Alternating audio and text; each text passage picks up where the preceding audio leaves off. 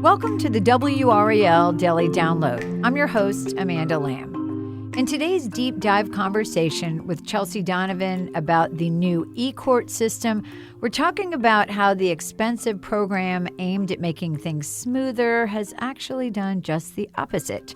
And as a result of all of these problems, a lawsuit seeking millions of dollars has been filed against the state.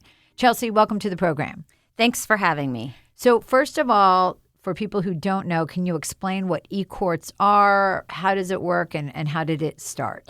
So ECourts is meant to replace sort of a 1980s antiquated court system that's sort of DOS-based within all of the courthouses in the 100 counties here in our state. And the goal of ECourts, which is in 4 different counties right now, is to sort of get rid of all of the paper records and totally go virtual so people can have access of their court filings virtually from anywhere. It's meant to create what's sort of known as a virtual courthouse. And so on the surface, you hear this. It sounds really logical. It sounds like a great idea.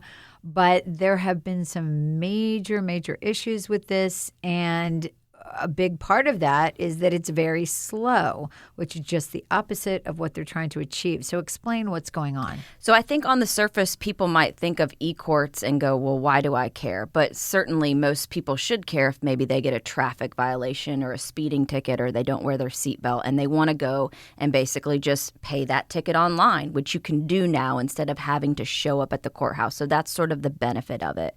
The problem with it is it's a cloud-based system that has sort of been mired in just snags and headaches and slowness in these 4 counties in which it's operating. And so what that does is, these high-volume courthouses like Wake County, for example, that move through hundreds of cases a day are probably maybe only doing half because you're having to input so much data each day where it would normally just be written down on what they call like a paper shuck, which is a file. And then, you move through it, you go downstairs, you pay your courthouse fees, and you're good to go. So this data entry is really sort of paralyzing the system each day. And that really falls in the laps of the clerks that work there. Yeah. And part of your reporting is that as a result of this, the clerks are having to help people with this filing. So maybe it used to take one clerk to do something. It's now taking 2, 3, and 4. And there have been many hours logged in overtime in these counties, which, of course, is at the expense of the taxpayers. Absolutely. You would think if a system is trying to go digital, you're going to need less help. But in this instance, with all of the data entry that is going on each day, as you mentioned, there usually is just one clerk in the courtroom, and now there's maybe 4 on different computers trying to move through these systems. In Harnett County alone, they've got 30 clerks. And so when this rolled out in February, they started clocking up until, I guess, May 31st, 2,500 hours of overtime because they're staying until 9, 10, 11 o'clock at night to put in court cases for each day that the public can then view online or that have to move through the system. So it's really sort of paralyzing these clerks' office, and, they're racking up all this overtime that the state then does have to pay. Absolutely. Well, we will be right back after the break.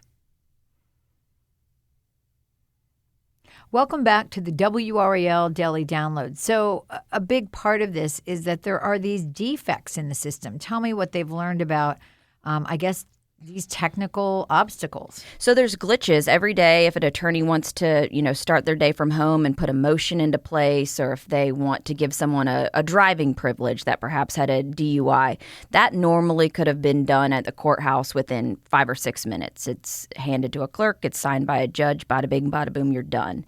Now, to do all of that, since it's cloud-based and there's data entry involved, it could take hours to stand in line to get this done. It could take hours to scan a document on your computer.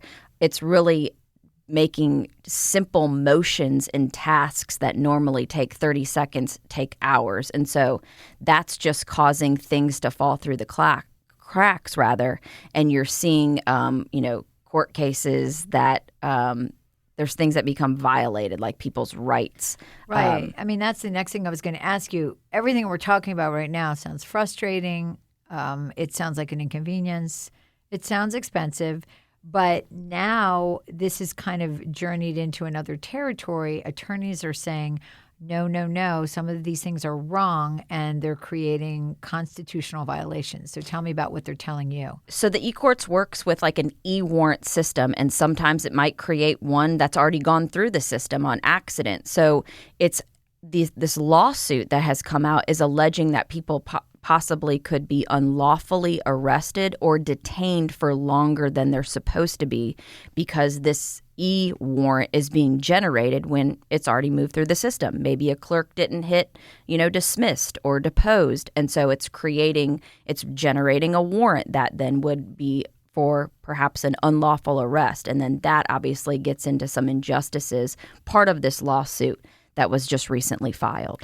And also people sitting in jail longer than they're supposed to because, again, there's just a lack of or a miscommunication in the system. That's correct. There might be some people like in this lawsuit who spent, 2 weeks longer in jail than they had intended to because this e-warrant produced something that was wrong. And so that's where this new class action lawsuit is sort of arguing that the system that's sort of made to bring legal justice to our people is doing the opposite. And, this is a system with a $100 million price tag. And so this lawsuit is seeking $5 million in damages because it says that this system is infringing upon people's First Amendment rights. So the lawsuit was filed by a couple of attorneys out of Durham. Like you said, it's $5 million in damages, and they're actually suing two sheriffs, I should say, the Wake County Sheriff as well as the Lee County Sheriff, because those are the folks that are overriding the jails, right? They produce the warrants, then the folks go out and they arrest the folks, and they're also overseeing how long someone's supposed to be spending in jail. And so they're sort of alleging that some of these e-warrants that are produced are wrong. And so it's leading for people to be unlawfully detained or arrested twice for the same crime that was already deposed in the system previously. And so it sounds like there's a whole lot of layers to this in terms of the problems, the frustration, the price, and now, of course, these alleged injustices. So what does the future look like for these ECourts? So right now, ECourts is in 4 counties, Wake, Lee, Harnett, and Johnston, and the goal is to get it obviously in all 100 counties.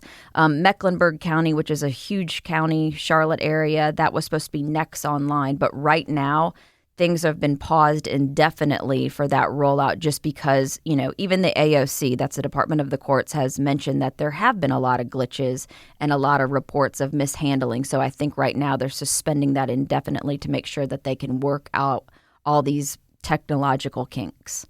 And so just curious, in all of your reporting and the people you talk to, did anybody say, wow, we think this is a great program? No one. So basically still needs a lot of work. But I would say, the Harnett County clerk, which was wonderful, who was wonderful to work with, she knows that in due time, once these kinks work out, that this is what we do every day, right? We use our phones for everything. We're digital in everything we do. And she knows that eventually this will become a virtual courthouse, which is really easy for a lot of people to go online. You can check your case. You can pay, your fees. So I think in time, once the kinks work out, there's going to be a really nice positive layer to this.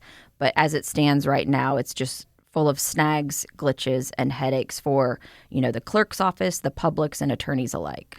Absolutely. Well, thank you so much, Chelsea, and I know you will continue to follow this. This has been the WRAL Daily Download, a production of WRAL News. Check out my 2 true crime podcasts. What Remains focuses on solving cold cases with forensic science. Follow the Truth is about the murder of Michael Jordan's father in North Carolina in 1993. Find What Remains and Follow the Truth in your podcast app. Thanks for listening.